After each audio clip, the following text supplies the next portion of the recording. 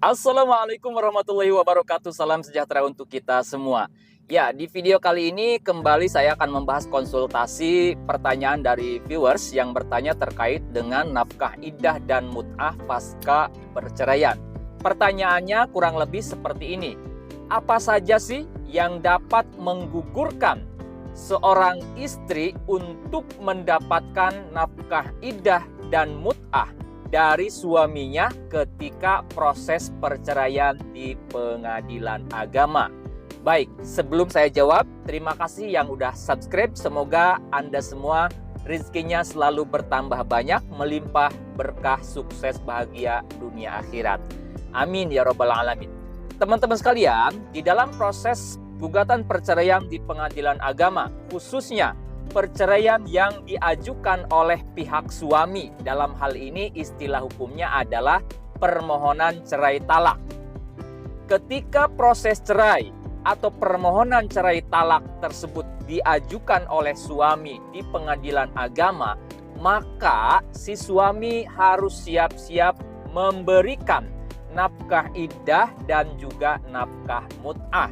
Nafkah iddah dan mut'ah sebetulnya sudah saya sampaikan di video sebelumnya, tapi mengulas singkatnya, iddah itu adalah nafkah dari mantan suami kepada mantan istrinya selama masa tunggu. Jadi setelah bercerai resmi di pengadilan, pihak istri atau mantan istri ada masa tunggu, itu disebutnya masa iddah. Jadi belum bisa menikah dengan pria lain selama kurang lebih 3 kali suci atau kurang lebih 3 bulan. Nah, itu adalah nafkah iddah. Kemudian untuk nafkah mut'ah atau mut'ah itu adalah pemberian terakhir atau bisa disebut kenang-kenangan terakhir dari seorang mantan suami kepada mantan istrinya. Dalam proses cerai talak di pengadilan agama, ketika suami menggugat cerai istrinya, maka biasanya kalau istrinya nggak terima, dia akan menuntut balik, yaitu meminta iddah dan juga mut'ah. Dan perlu diketahui berdasarkan syariat Islamnya sendiri, bagi seorang suami yang menceraikan istrinya, dia harus memberikan iddah dan mut'ah. Dari beberapa perkara yang kami tangani, ada pihak suami yang menggugat cerai istrinya tidak hadir di persidangan, tetapi majelis hakim tetap membebankan atau memerintahkan kepada si suami untuk memberikan iddah dan mut'ah sesuai dengan kemampuan si suami. Ada juga dalam prosesnya pihak istrinya keberatan dengan gugatan cerai atau cerai talak dari suami. Kemudian dia menuntut balik iddah dan mut'ah, bahkan dengan tuntutan yang lain, yaitu nafkah anak kalau sudah punya anak. Kemudian nafkah madiah atau nafkah tertunggak. Nafkah lampau itu adalah nafkah madiah, yaitu ketika misalkan si suami dan istri pisah rumah tapi belum bercerai resmi, maka si istri boleh untuk mengajukan tuntutan berupa nafkah madiah.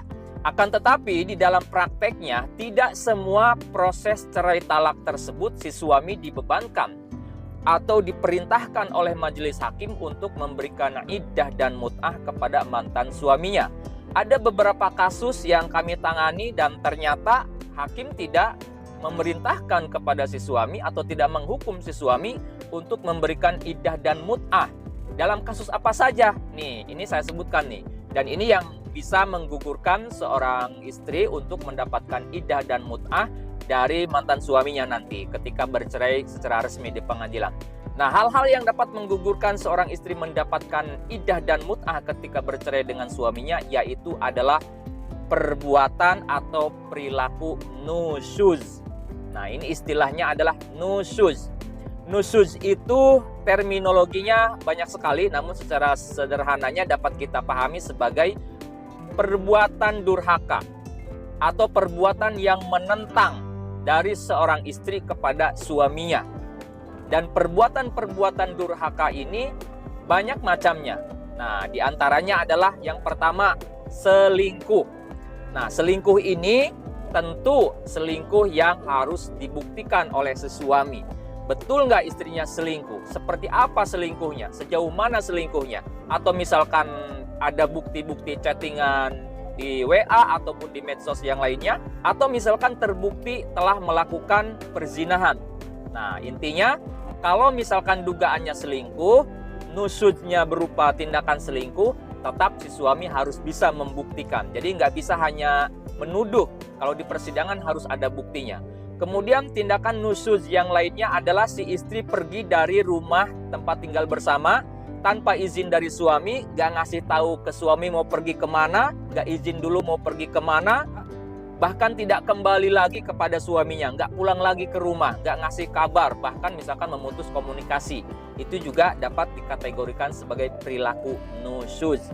Kemudian sikap nusyuz yang lainnya adalah bersikap boros. Tentu boros di sini adalah boros yang tidak wajar, boros yang tidak seharusnya ya. Misalkan mengutamakan kepentingan pribadi si istri, misalkan untuk poya-poya, tapi tidak memperdulikan kebutuhan rumah tangga dari uang yang telah diberikan oleh si suaminya. Itu juga bisa dikategorikan sebagai perilaku nusyuz.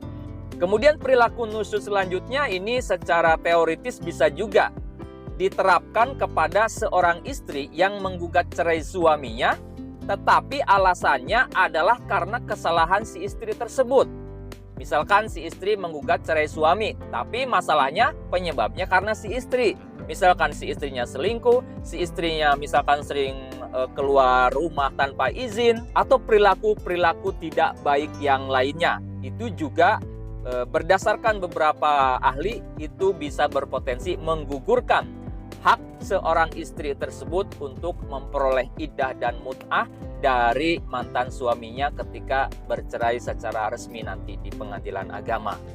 Nah, itu adalah beberapa hal yang dapat menggugurkan seorang istri atau mantan istri ketika sah bercerai di pengadilan untuk mendapatkan iddah dan mut'ah dari mantan suaminya. Namun yang perlu diingat dan perlu dipahami bahwa seorang suami yang menyatakan istrinya nusyuz, misalkan selingkuh dan lain sebagainya, itu harus dibuktikan. Harus ada buktinya, diserahkan buktinya, diperlihatkan buktinya di persidangan. Jadi nggak asal ngomong doang, nggak asal nuduh doang, harus ada buktinya. Nah, bukti-bukti tersebut diantaranya bisa berupa bukti surat ataupun saksi-saksi yang melihat perilaku si istri tersebut benar-benar misalkan berperilaku nusyuz. Seperti itu ya, sahabat viewers semuanya. Itu yang dapat saya bahas. Apabila masih ada pertanyaan, jangan sungkan untuk bertanya di kolom komentar di bawah video ini.